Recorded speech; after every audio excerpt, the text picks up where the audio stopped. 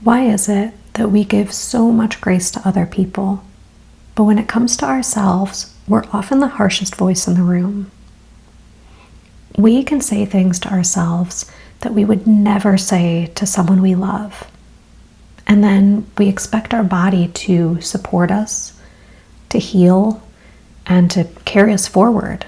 If you're someone who's hard on yourself, especially when you're struggling either physically or emotionally, I really want you to stick with me for this video.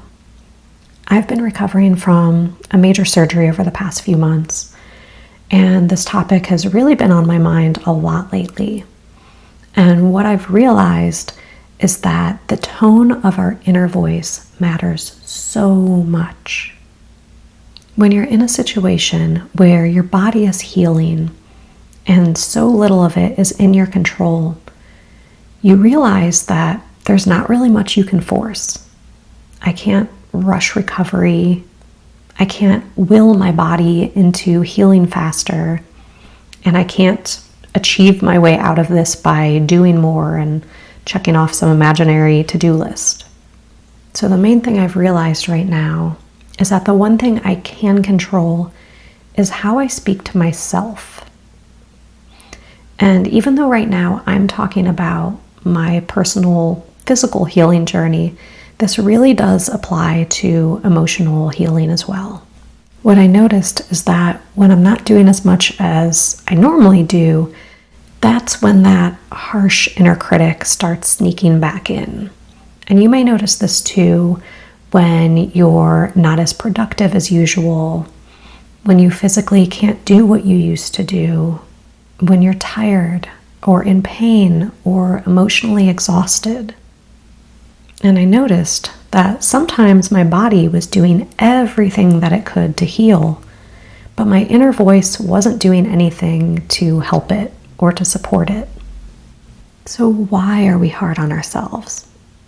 And there are a million answers to that question, but I'll focus on a few common reasons that you may resonate with.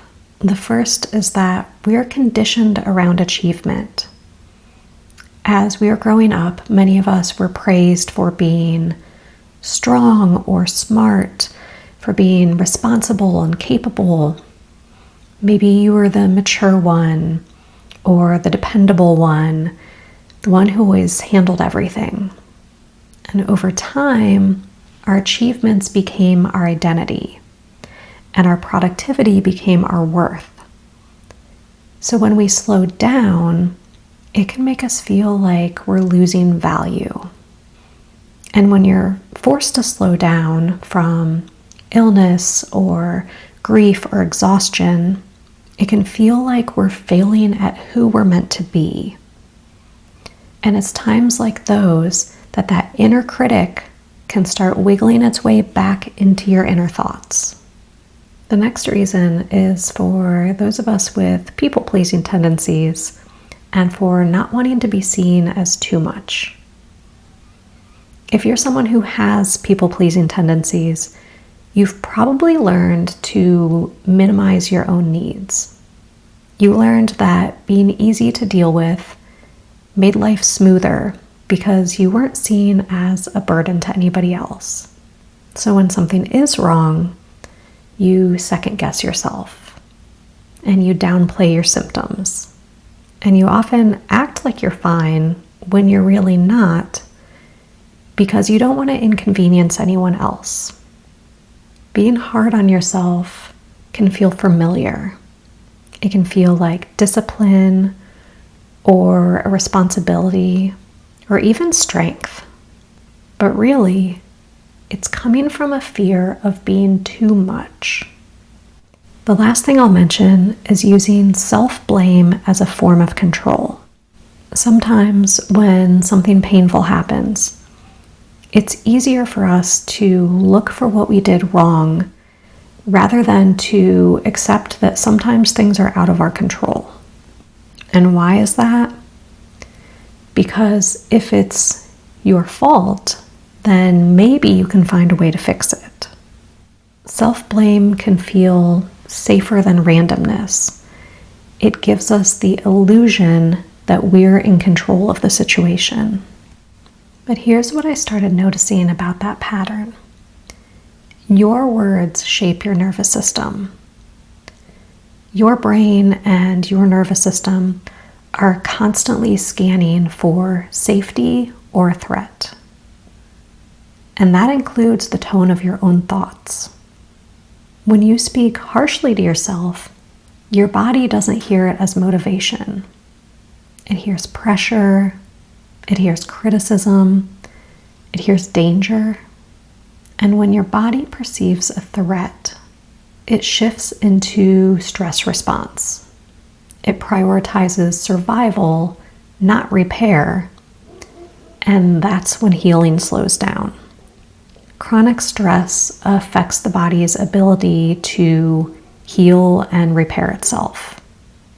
And harsh self-talk can absolutely contribute to that stress. If I'm saying to myself, why can't you just get it together? My body doesn't interpret that as motivation. It interprets it as more pressure. And when I started experimenting with speaking to myself differently, something subtle but important shifted. You have to learn to flip the voice of that harsh inner critic into something more nurturing. Now, over the past few months, as I've been healing from the surgery, I've been in immense amounts of pain, both physically and emotionally. And I've been hard on myself in every single one of the ways that I mentioned earlier in this video. But what came to me this week is that what if the purpose of all this suffering I went through wasn't punishment?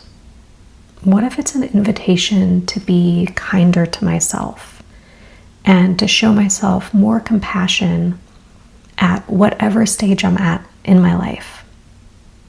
I can't control how fast my body physically heals. I can't control when the emotional pain will lessen, but I can control whether I meet where I am at whatever stage with frustration or with compassion. If I want my body to feel safe enough to heal, then I need to become that kind, loving, nurturing voice that my body needs. Because even through all this, my body is still showing up for me. It's still working, it's still trying, and it is healing. But what it needs right now is more support from me. So if you're willing to, I'd like you to just try a very short exercise. Whether you're currently healing from something physical or emotional, I want you to just take a minute to think about these few questions. If your body could hear every word you say to yourself, would it feel safe?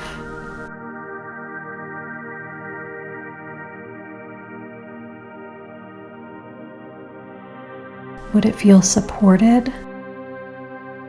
Or would it feel pressured?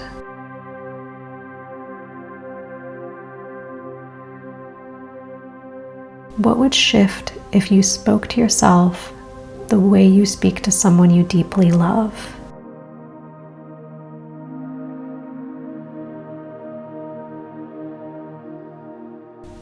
These are questions that you can come back to anytime you're catching yourself having these negative thoughts or negative self-talk, and just check in with your body and see if what you're saying is making your bodies feel safe.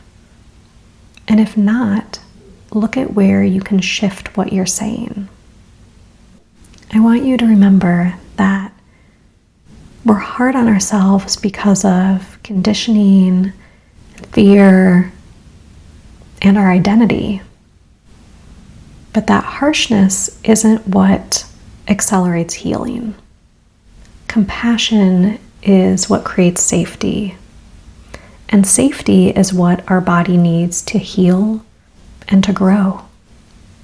Your words have power, not in a magical, mystical way, but in a physiological and emotional way.